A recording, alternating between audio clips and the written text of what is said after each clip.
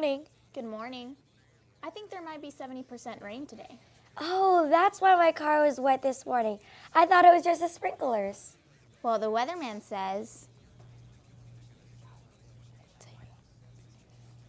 High 76, low 68, cloudy. I'm glad we got inside before it started pouring. Me too. Speaking of pouring, yesterday my mom poured me a glass of milk, and then I asked her, "Hey Mom, can I have some cookies with that?" Because we didn't have any dessert for lunch. Well, today's lunch is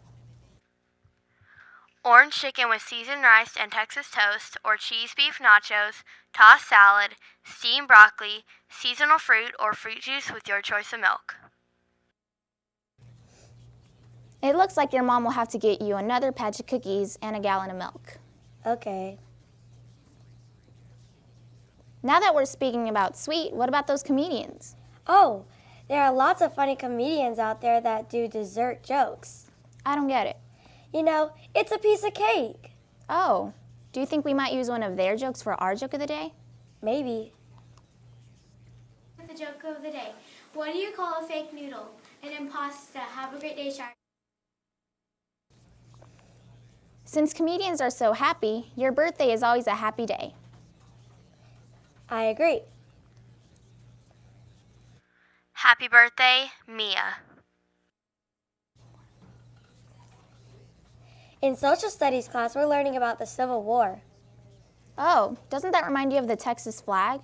It does. Well, it looks like we're right on time for the pledge. Please join us in saying the pledge to the American flag. I pledge allegiance to the flag of the United States of America and to the republic for which it stands, one nation, under God, indivisible, with liberty and justice for all. Please join us in saying the pledge to the Texas flag. Honor the Texas flag. I pledge allegiance to the Texas, one state under God, one and indivisible.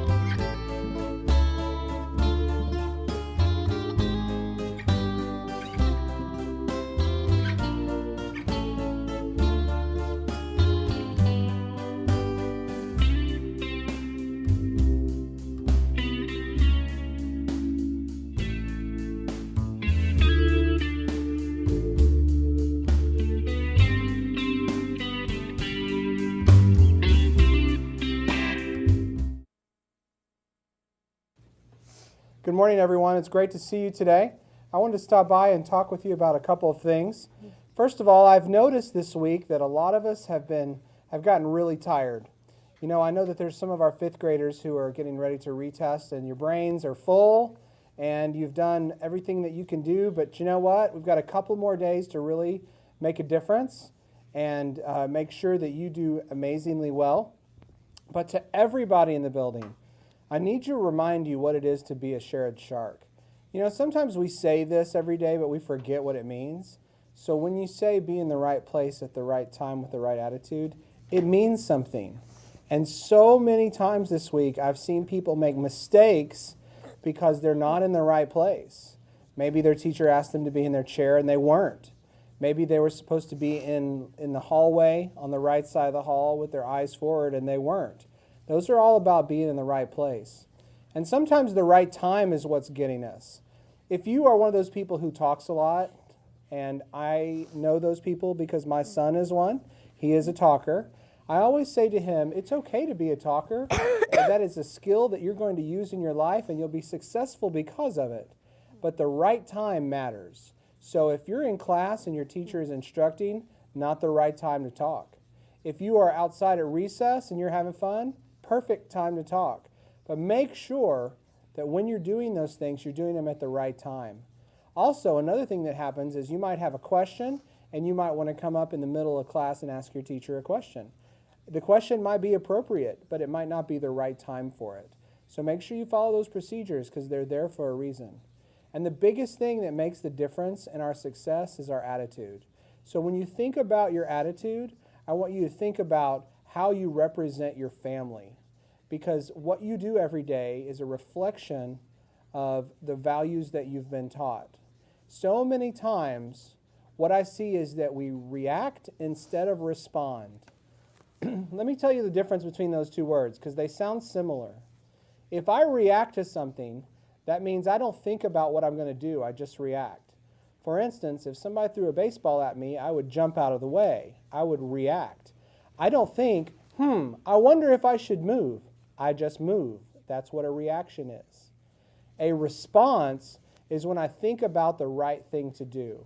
Like, I got a note from my teacher today that said, my grade is not quite the A that I wanted, so here's some suggestions on how to get that grade all the way up to an A.